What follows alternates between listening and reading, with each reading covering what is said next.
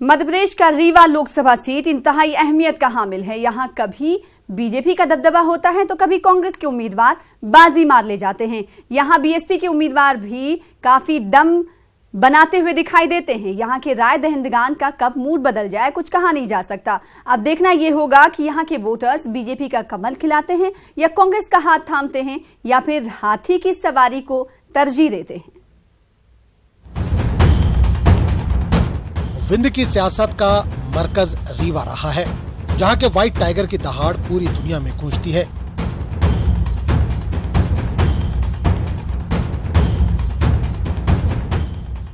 सुपारी के खिलौनों के लिए फेमस रीवा लोकसभा सीट में क्या चुनावी लॉलीपॉप देकर वोटर्स को खिलौना समझते रहे हैं उम्मीदवार, या फिर यहां वोटर्स की दहाड़ के आगे इंतखाबी मैदान में कैंडिडेट की आवाज बंद हो जाएगी।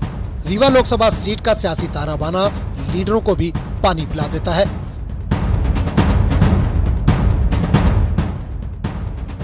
अक्सर लोकसभा सीट पर कभी बीजेपी का पलड़ा भारी रहा तो कहीं कोई लोकसभा सीट कांग्रेस का गढ़ कहलाई। लेकिन रीवा लोकसभा सीट की सियासी तासीर इन सब से जुदा है।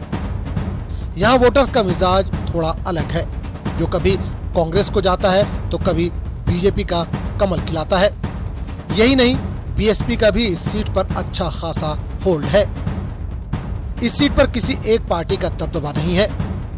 तो इस सहरुखी सीट के सियासी मिजाज को समझने के लिए तारीख के औराक पलटने होंगे। साल 1957 में यहाँ पर हुए पहले इलेक्शन में कांग्रेस को जीत मिली थी। कांग्रेस के शिवादाता ने यहाँ पर जीत हासिल की थी। वहीं इसके अगले इलेक्शन में यहाँ की आवाम ने शिवदाता को एक बार फिर चुना। शिवदाता यहाँ पर लगातार 2 इलेक्शन जीतने वालों में से एक लीडर है। 1977 के इंतखाबात में यहाँ से भारतीय लोकदल का खाता खुला। वहीं साल 1980 में पहली बार महाराजा मार्तंड सिंह आजाद उम्मीदवार के तौर पर इलेक्शन जीते। इसके बाद साल 1984 में भी इन्हीं को जीत मिली। इस बार वो कांग्रेस के टिकट पर इलेक्शन लड़े थे और जीत हासिल की थी। साल 1989 में यहाँ पर जनता पार्टी जीती तो पहली बार 1991 में यहाँ पर बीएसपी का कब्जा हुआ। साल 1996 के चुनाव में बीएसपी ने एक बार और जीत हासिल की, लेकिन 1998 के इलेक्शन में उसकी ये सीट उसके हाथ से निकल गयी। बीजेपी के चंद्रमणि त्रिपाठी यहाँ से रुकने पार्लियामेंट बने। साल 1999 में एक बार फिर यहाँ पर कांग्रेस की जीत हुई, लेकिन साल 2004 के इलेक्शन में बीजेपी ने कांग्रेस से हार का बदला ले लिया। बीजेपी के चंद्रमणि त्रिपाठी एक बार फिर यहाँ से जीत हासिल करके पार्लियामेंट पहुँचे, लेकिन एक बार फिर इस सीट पर वोटर्स ने 2009 के इंतखाबात में बाजी पलट दी।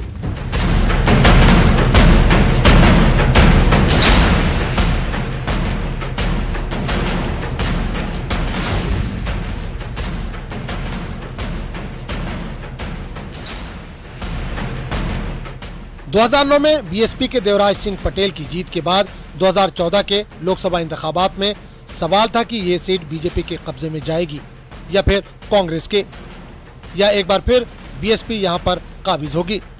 लेकिन मोदी लहर में इन सारे सवालों पर रोक लग गई। 2014 में बीजेपी ने जनार्दन मिश्रा को इस सीट से उतारा और इस सीट पर बीजेपी का कब्जा हुआ। तो पहले जरा 2014 के इंतखाबी नतीजों पर नजर डालते हैं।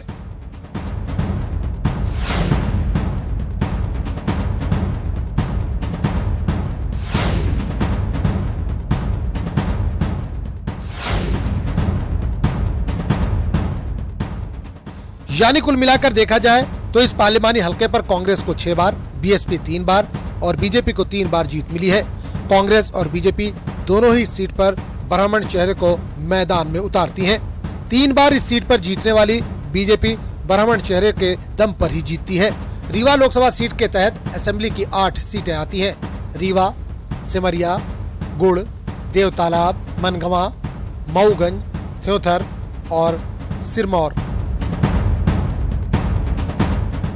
2013 के असेंबली इंतखाबात के नतीजों में इन 8 असेंबली सीटों में से बीजेपी के कब्जे में 5 सीटें आई थी। वहीं कांग्रेस के हाथ 2 सीट लगी थी, जबकि 1 सीट पर हाथी काबिज था। लेकिन 2018 के असेंबली इंतखाबात ने सियासी गलियारों में हलचल मचा दी। बीजेपी ने रीवा में क्लीन स्वीप किया। 8 असेंबली सीट पर बीजेपी की जीत से सियासी गलियारों में हलचल मच गई थी। सूबे में कांग्रेस की सरकार बनी, लेकिन असेंबली इंतखाबात में विंध्य में बीजेपी का पलड़ा भारी होने से सियासी मायने अब तक निकाले जा रहे हैं। कहा तो ये जा रहा है कि यहाँ बहुजन समाज पार्टी ने कद्दावर उम्मीदवारों को मैदान में उतारा था, जिससे रीवा असेंबली इंतखाबात में कांग्रेस के वोट बढ़ गए। वोट बढ़ने के इस फायदे का सीधा असर बीजेपी को हुआ। तो इस बार लोकसभा इंतखाबात में क्या 2018 के असेंबली इंतखाबात की तारीख फिर दोहराई जाएगी? आइए देखते हैं इस सीट पर कितना शेयर किसका है।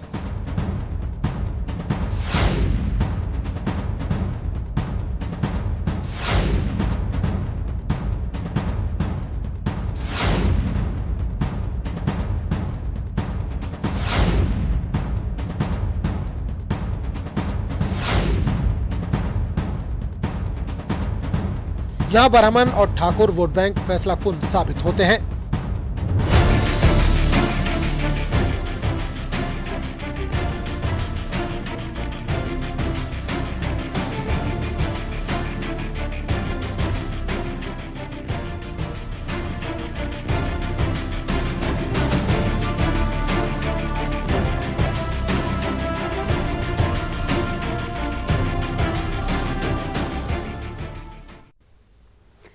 रीवा से रुकने पार्लियामेंट जनार्दन मिश्रा यूं तो मुतनाज़ा बयानों के ताल्लुक से काफी मशहूर हैं, लेकिन उनकी दूसरी तस्वीर भी काफी नुमाया है, जिसमें वो गरीबों से हमदर्दी करते हुए नजर आते हैं।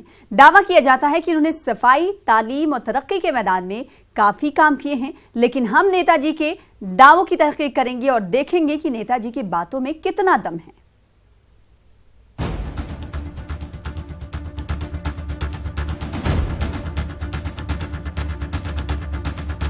जिस दिन से प्रदेश सरकार बनी उसका कोई काम नहीं हो रहा, उद्घाटन करने आ रहे हैं।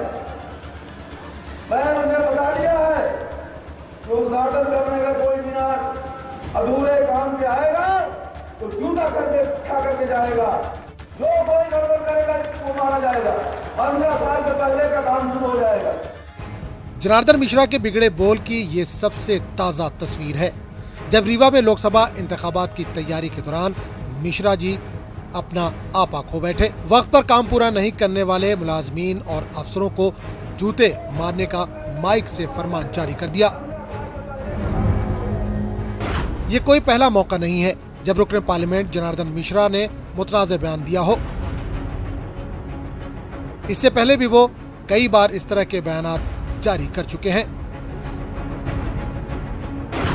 यानी मुतनाज़ बयानों से नेताजी का गहरा नाता रहा है। लेकिन मिश्रा जी की एक दूसरी तस्वीर भी देख लीजिए, जहां बदले बदले से मेरे सरकार नजर आते हैं। जिस दिन से प्रदेश सरकार बनी उसका कोई काम नहीं हो रहा, उद्घाटन करने आ रहे हैं। मैंने उन्हें बता दिया है कि उद्घाटन करने का कोई मीनार अधूरे काम के आएगा तो जूता करके खा करके जाएगा। जो कोई गड़बड़ करेगा वो मारा जाएगा। 15 साल से पहले का काम शुरू हो जाएगा। डोर टू डोर कैंपेन वाली जनार्दन मिश्रा की ये तस्वीर है, जहां एक अलग शक्ल में मिश्रा जी नजर आ रहे हैं। बस उन्हें कहीं गंदगी दिख जाए तो मिश्रा जी सफाई में जुट जाते हैं। स्कूल में गंदा टॉयलेट दिख जाए तो खुद ही टॉयलेट चमकाने में लग जाते हैं। ये तो महज कुछ ही तस्वीरें हैं जो पीएम मोदी के स्वच्छता अभियान पर 4 चांद लगा रही हैं। लेकिन कहते हैं चांद में भी दाग है, तो सफाई इंतजामात में मशगूल मिश्रा जी के पार्लिमानी हलके में सफाई के हालात को भी देखते हैं। तो आखिर खुद को आवाम का असली नायक बताने में जुटे मिश्रा जी ने वाकई वो काम किया जो आवाम चाहती थी।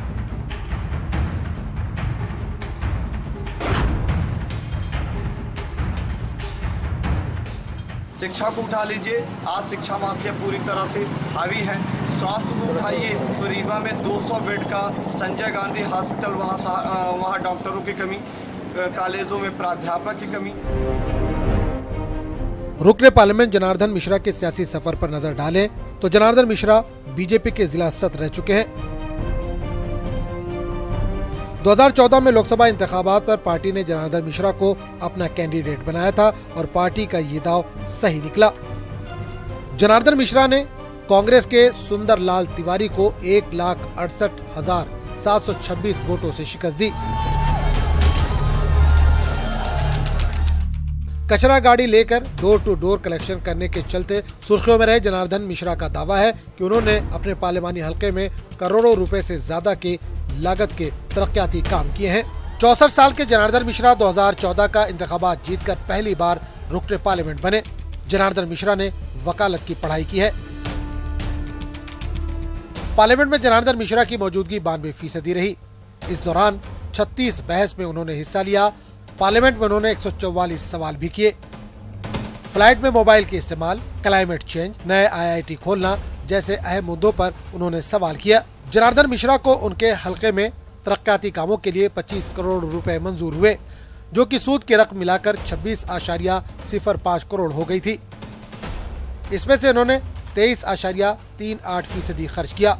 उनका करीब 2.67 करोड़ रुपए का फंड बचा हुआ है।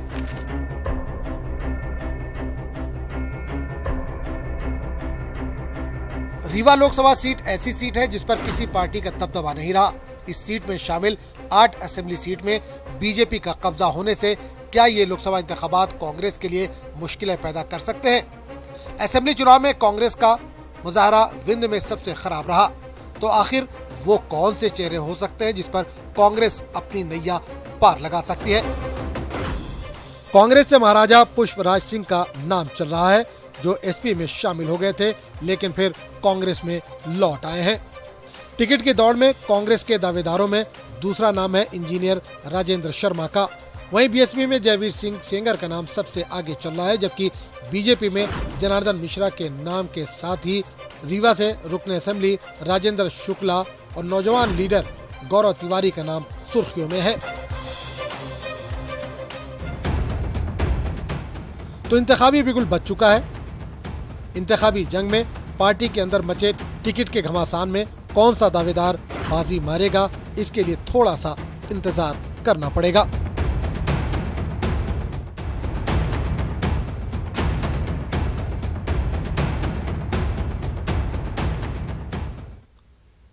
और अब हाल बताएंगे रीवा के हरदुआ गांव का, जहां पानी की किल्लत से लोगों का बुरा हाल है। तालीम का माकूल इंतजाम नहीं, जहां मवेशियों का खुलेआम घूमना किसानों के लिए दर्द-ए-सर बन चुका है। लेकिन गोद लिए इस गांव के नेताजी का दावा कुछ और ही है। आइए जानते हैं कि नेताजी की बातों में कितनी सच्चाई है या फिर लोगों की हकीकत बयानी में कुछ राज की बात है।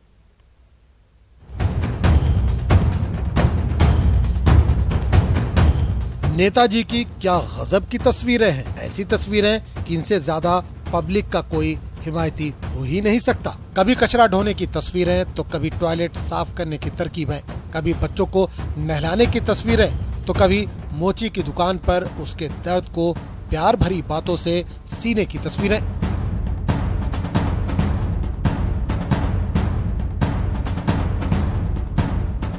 लेकिन इन तस्वीरों के बीच हम आपको कुछ और तस्वीरें दिखाते हैं। हम नेताजी की इन तस्वीरों के एल्बम में से कुछ असल तस्वीरें भी आपको दिखाते हैं। स्कूल में गंदे पड़े टॉयलेट की तस्वीरें, क्लास में टाटपट्टी की ये हालत और इन्हीं जरूरतों के बीच बच्चों की पढ़ने की तस्वीरें। अभी तो इस गांव की कई तस्वीरें बाकी है। अब जरा सबसे ताजा तस्वीर देख लीजिए। गांव में जानवरों के झुंड की तस्वीरें।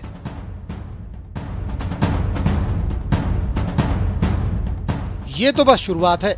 अभी तो इस गांव में सड़क पर ख्वातीन के कपड़े धोने की तस्वीरें बाकी हैं। पानी के लिए कतारों में लगे लोगों की तस्वीरें बाकी हैं। साइकिल पर पानी की जंग की तस्वीरें बाकी हैं। तो हुजूर देखिए क्या हाल है इस गांव का। नेताजी गौर फरमाइए, क्या से क्या हो गया ये गांव। ये वही गांव है जहां गांव के गोद लेते वक्त तरक्की के तमाम दावे किए गए थे।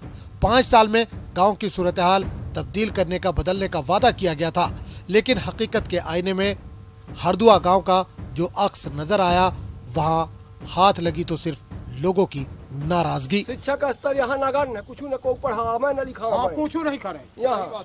और सबसे समस्या हमारे यहाँ गोरुआ आवारा पशु हैं।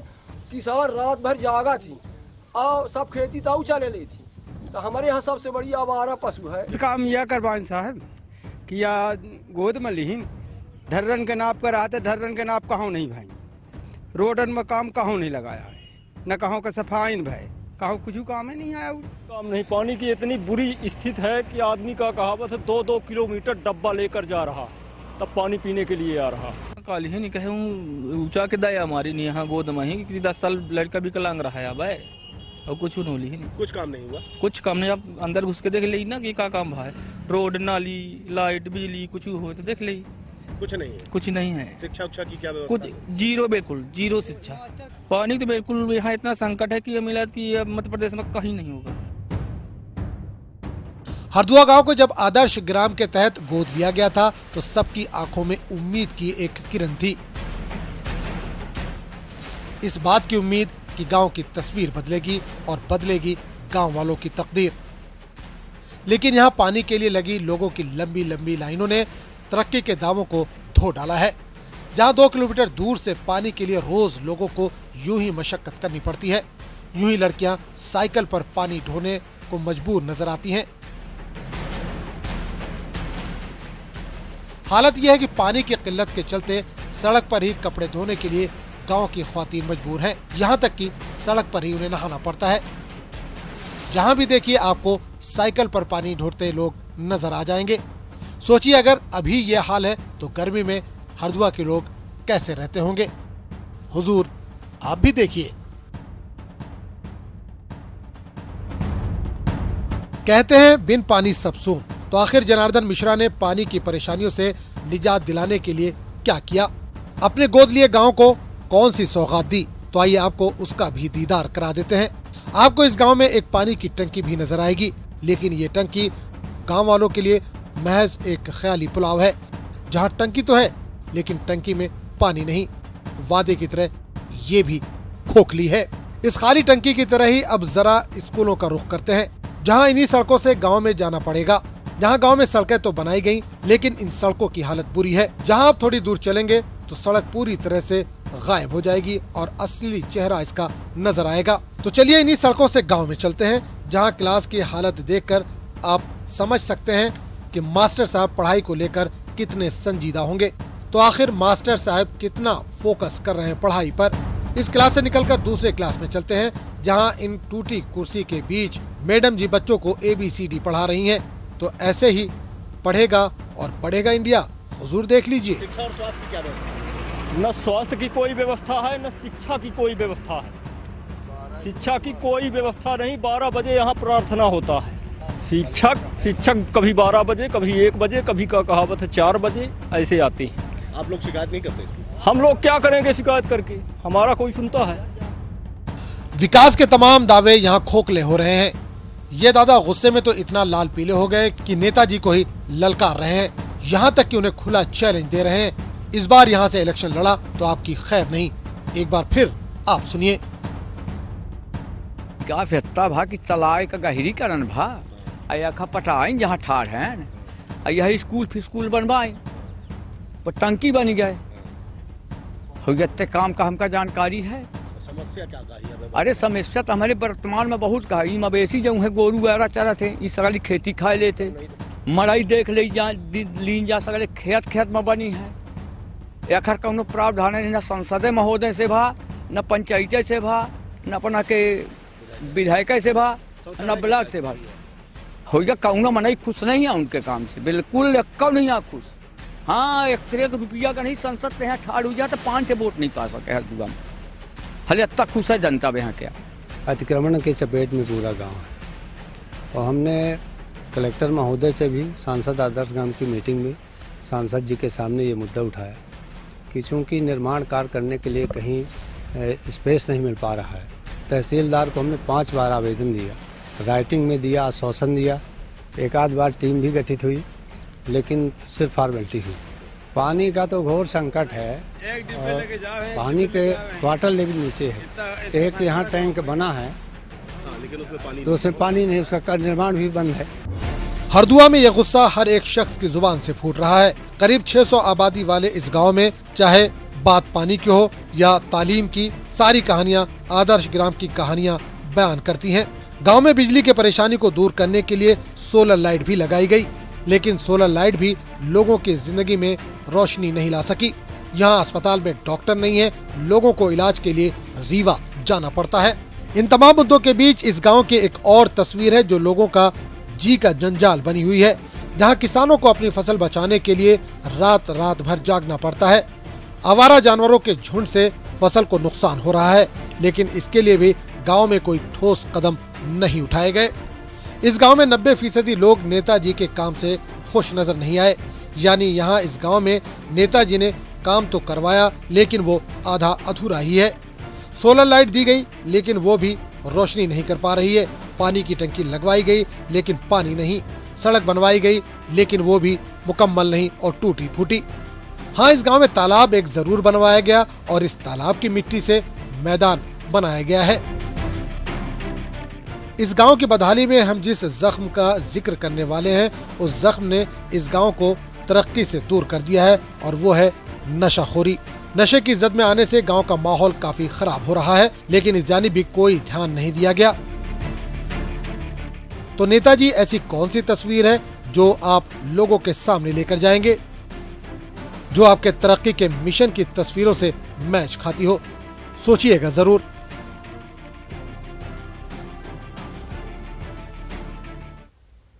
तो एमपी का एक्सरे प्रोग्राम में आज हमने आपको रूबरू कराया मध्य प्रदेश की रीवा सीट से, जिसकी नुमाइंदगी जनार्दन मिश्रा करते हैं। तो आज एमपी का एक्सरे में फिलहाल इतना ही, कल किसी और एमपी का करेंगे एक्सरे। तब तक मुझे दीजिए इजाजत।